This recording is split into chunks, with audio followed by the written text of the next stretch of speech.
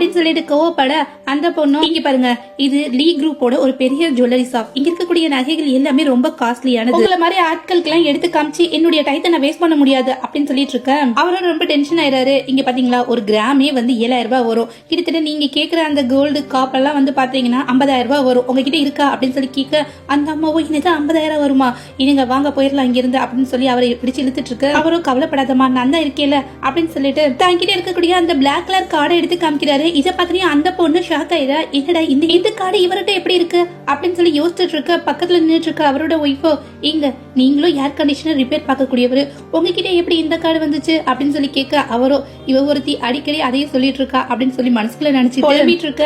அந்த சேல்ஸ் கேர்லோ ஓ air conditioner repair பண்ற ஆளா நீங்க, இந்த மாதிரி பந்தாக்காக போலியான கார்டை வச்சுட்டு சுத்திட்டு திரிகிறது, மரியாதையா வெளியில போங்க அப்படின்னு சொல்ல அவரும் டென்ஷன் ஆயிடாரு. உன்னுடைய மேனேஜரை கூப்பிடு, நான் அவர்கிட்ட பேசிக்கிறேன் அப்படின்னு சொல்ல கரெக்டா அந்த இடத்துக்கு அந்த ஜுவல்லரி ஷாப்போட மேனேஜரும் வந்துறாரு.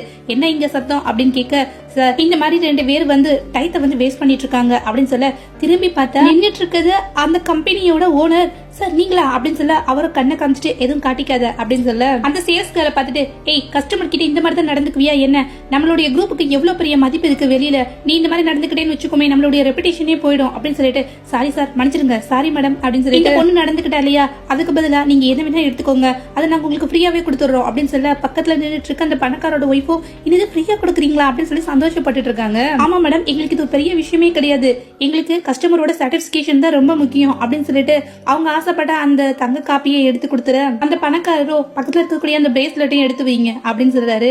அவரோட ஒய்ஃபோ இங்க பாருங்க ஓசியா குடுக்குறாங்க அப்படின்றதுக்காண்டி 2 பொருள் எல்லாம் எடுக்க கூடாது, ஒண்ணு மட்டும் போதும் அப்படின்னு சொல்லி காமெடி பண்ணிட்டு இருக்காங்க. அவரோ அவனை சும்மா தரேன்றான் உனக்கு என்ன அப்படின்னு சொல்லிட்டு அந்த 2ஐயும் பேக் பண்ணி அவங்க கிட்ட இருந்து வாங்கிக்க அவனும் இந்தாங்க சார் வாங்கிக்கோங்க மெதுவா பாத்து போங்க கவனமா நடங்க அப்படின்னு சொல்லி உன்னோட இந்த வாயை வச்சுட்டு சும்மா இருக்க மாட்டியா என்ன, அவர் யார் தெரியுமா லீ குரூப்போட ஜுவல்லரி ஷாப் அப்படின்னு சொல்லிட்டு பெரிய பந்தாவா பேசிட்டு இருந்தேயே அந்த லீயே அவருதாமா அப்படின்னு சொல்ல அந்த பொண்ணு ஆச்சரியத்துல வாய பிளந்துறான். உன்னைய வேலையை விட்டு தூக்குறேன் ஓடிப்போ அப்படின்னு சொல்ல அவ்வளோ ஐயோ சார் நில்லுங்க நில்லுங்க அப்படின்னு சொல்லிட்டு அந்த மேனேஜர் பின்னாடியே போய்கிட்டு இருக்கா. பேரனுக்கு கிஃப்ட் வாங்கியாச்சு, பார்ட்டிக்கு போறதுக்கு நல்ல ட்ரெஸ் வேணும் இல்லையா, அந்த அம்மாவுக்கும் அந்த மாதிரி ஒரு நல்ல ட்ரெஸ் வீட்டுல இருக்காது. கரெக்டா அந்த பணக்காரருடைய பொண்ணு வந்து நிறைய ட்ரெஸ் அந்த அம்மாக்கு வாங்கிட்டு வந்திருப்பா. இங்க பாத்தீங்களா உங்களுக்காக நானே வந்து செலக்ட் பண்ணி வாங்கிட்டு வந்தேன், எங்க ஒன்னு ஒன்னா போட்டு காமிங்க பாப்போம் அப்படின்னு சொல்லி அந்த அம்மாவும் ஒன்னு ஒன்னா அதை போட்டுட்டு வந்து காமிச்சிட்டு இருக்காங்களா. அந்த பணக்காரரும் அதை ரொம்ப ஆச்சரியமா பாத்துட்டு இருக்காரு. 3ஆவதா ஒரு ட்ரெஸ் போட்டுட்டு வெளியில வராங்க. அதை பார்த்துட்டு வாயை திறந்தவர் தன்னை மறந்து அப்படியே உட்கார்ந்து இருக்காரு.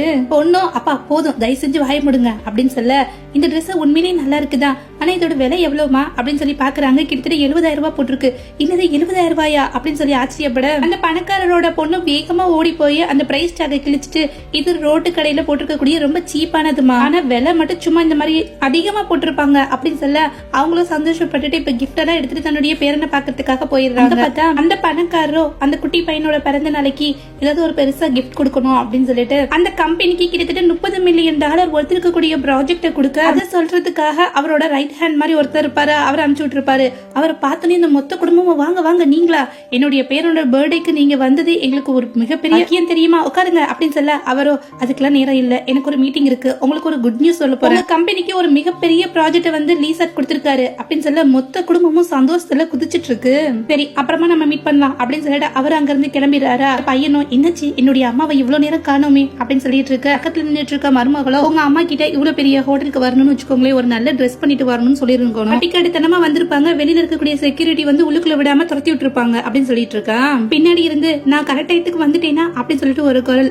எல்லாரும் திரும்பி பார்த்தா அந்த பையனோட அம்மா ரொம்ப அழகா நடந்து வர எல்லாருமே ஆச்சரியப்பட்டு இருக்காங்க. மருமகளோ என்னமா இது அப்படின்னு சொல்லி கேட்க வேற என்னவா இருக்கும், ஏதாவது ரோட்டு கடையில ரொம்ப சீப்பா பார்த்து எடுத்துட்டு இந்த இடத்துக்கு போட்டு வந்து நிக்குது அப்படின்னு சொல்லிட்டு இருக்காங்க. அந்த அம்மாவை வந்தோனையுமே தான் தயாரிச்ச ஒரு பொம்மை எடுத்து அவகிட்ட கொடுக்கறாங்க. என்ன இது அப்படின்னு சொல்லி கேட்க இது என்னுடைய கையால நானே வந்து உருவாக்குனதுமா, வச்சுதான் என்னுடைய பையன் சின்ன வயசுல விளையாண்டுட்டு இருந்தான் தெரியுமா அப்படின்னு சொல்ல அம்மா உங்களோட பையனும் என்னுடைய பையனும் ஒன்னா என்ன அப்படின்னு கேட்டுட்டு அந்த பொம்மையை தூக்கி போட்டுறா. இப்ப அவங்களோட பையனும் என்னமா உங்க கையில பேக் இருக்கு என்னது அப்படின்னு சொல்லி கேட்க என்னுடைய பேரனுக்காக வந்து வாங்கின அந்த குணம் பையன் கிட்ட கொடுக்க அவனும் வந்து இதை காமிச்சானால தான் பொண்டாட்டி பேசாம இருப்பாளான்னு சொல்லிட்டு அந்த ஜுவல்ஸ் எடுத்து அவகிட்ட காமிச்சா. இந்த பாக்ஸ்ல வந்து லீ குரூப்போட சிம்பிள் இருக்கு அப்படின்னா அந்த ஜுவல்லரி ஷாப்லயா நீங்க இதை வாங்குனீங்க அப்படின்னு சொல்லி கேட்க அவங்களும் ஆமா அப்படின்றாங்க. அது சரி சாதாரண ரோட்டு கடையில வந்து வேலை பார்த்துட்டு இருக்க நீங்க வந்து லீ குரூப்ல இருக்கக்கூடிய ஒரு ஜுவல்லரி ஷாப்ல எனக்கு வந்து ஜுவல் வாங்கி கொடுக்குறீங்களா? அது மட்டும் இல்லாம அங்கெல்லாம் உங்களை மாதிரி ஆட்களை விடவே மாட்டாங்களே அப்படின்னு சொல்லி கேட்க, இது எங்களுக்கு ஒரு கிஃப்டா கிடைச்சதுமா அப்படின்னு சொல்ல, சீச்சி எடுத்துட்டு போங்க, எங்கேயோ வாங்கிட்டு வந்துட்டு போலியானதை வந்து எங்கிட்ட கொடுக்கறதுக்கு பாக்குறீங்களா அப்படின்னு சொல்லிட்டு கோவப்பட்டு இருக்க. அவங்களும் எதுவும் பேசாம அமைதியா இருக்காங்க.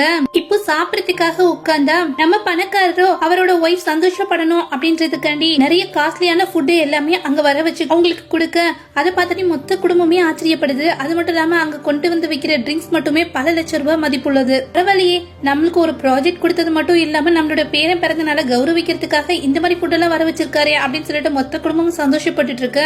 அவர் பண்றது தன்னுடைய ஒய்ஃப்காக மட்டும்தான். அவங்க பையனும், அம்மா என்ன வேணுமோ நீங்க ஆர்டர் பண்ணி சாப்பிட்டுக்கோங்கம்மா அப்படின்னு சொல்ல, அவங்களும் எனக்கு எதுவும் வேணாம்பா, வெள்ளரிக்காய்லாம் போட்டு ஏதாவது சாலட் மாதிரி இருந்தா போதும் அப்படின்னு சொல்ல, பக்கத்துல உட்காந்துட்டு இருக்க மருமகளோ அது சரி இவங்களை கொண்டு வந்து இங்க உட்கார வச்சா என்னமோ கிராமத்துல வந்து சமைச்சு சாப்பிட்டுட்டு இருக்க மாதிரி கேட்டுட்டு இருக்காங்க பாத்தீங்களா அப்படின்னு சொல்லிட்டு கோவப்பட, இப்ப எல்லாருமே சாப்பிடறதுக்கு ரெடி ஆயிடுறாங்க.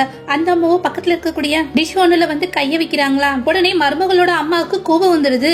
நாங்கெல்லாம் முதல்ல டேஸ்ட் பண்றதுக்குள்ளே உங்களுக்கு என்ன அவசரம் அப்படின்னு சொல்லி கேட்க, மருமகளோ அவங்க தொட்ட அந்த சாப்பாடை அவங்க மேலேயே வந்து தள்ளி விட்டு, நீங்க தொட்டனால இந்த சாப்பாடு எல்லாமே வந்து அழுக்காயிருச்சு, என் பையனோட பிறந்தநாள் பார்ட்டிக்கு வந்து எல்லாத்தையும் வந்து கெடுத்துட்டீங்க அப்படின்னு சொல்லி கண்டபடி கத்திட்டு இருக்க. அவங்களும் இப்ப அழுதுட்டு இருக்காங்க. இவன் இந்த மாதிரி கத்திட்டு இருக்க, கையில வச்சிட்டு இருக்க அந்த குட்டி பையனும் வந்து பக்கத்துல இருக்கக்கூடிய சாக்லேட்ஸ்ல 2-3 எடுத்து வாயில போட்டுறான். அதனால அவனுக்கு மூச்சு விட முடியாம திணறிட்டு இருக்க. இப்ப மொத்த குடும்பமும் ஹாஸ்பிட்டலுக்கு ஓடிட்டு இருக்கு. ஆனா அவளோட மாமியாரோ தயவு செஞ்சு என்னுடைய பேரனை கொடு அப்படின்னு சொல்லி வாங்கி அவனோட முதுகுலயே தட்டிட்டு இருக்காங்க. இந்த மாதிரி எல்லாம் பண்ணாதீங்க, என்னுடைய குழந்தை எதுவும் பண்ணிடாதீங்க, நாங்க ஹாஸ்பிட்டல் போகணும் அப்படின்னு சொல்லி கத்திட்டு இருக்க. மருமகளோட அம்மாவை வேகமா ஓடி வந்து அவங்களை தள்ளி விட்டு தன்னுடைய பேரனை வாங்கிக்கிறாங்க. அவங்க குப்பரக்க போட்டு தட்டினால அந்த குழந்தையோட வாயில இருக்கக்கூடிய சாக்லேட் வெளியில வந்து விழுந்துருமா. அந்த குழந்தைய இப்ப அழுக ஆரம்பிச்சிருவான். பாத்தீங்களா, இதுக்காக தான் இந்த மாதிரி வந்து தட்டி கொடுத்தேன் அப்படின்னு சொல்ல, போதும் நிறுத்து, உன்ன மாதிரி ஒரு பட்டிக்கட்டு பொம்பளை இங்க வந்து எங்களுடைய மொத்த சந்தோஷத்தையுமே கெடுத்துட்டியே அப்படின்னு சொல்லிட்டு அந்த மருமகளோட அம்மாவை கோவப்பட்டு அவங்களை கண்ணுக்குள்ளேயே அரைஞ்சிடுறாங்க. இன்னொரு பக்கம் அந்த பணக்காரரோட பொண்ணு ஆபீஸ்க்கு போவாளா, அங்க பார்த்தா ஏகப்பட்ட மிஸ்ஸிங் நோட்டீஸ் வந்து இருக்கும். அதை பார்த்துட்டு ஒருவேளை இவங்க தான் என்னுடைய உண்மையான அம்மாவா இருப்பாங்களோ அப்படின்னு சொல்லி யோசிச்சுட்டு இருக்கா.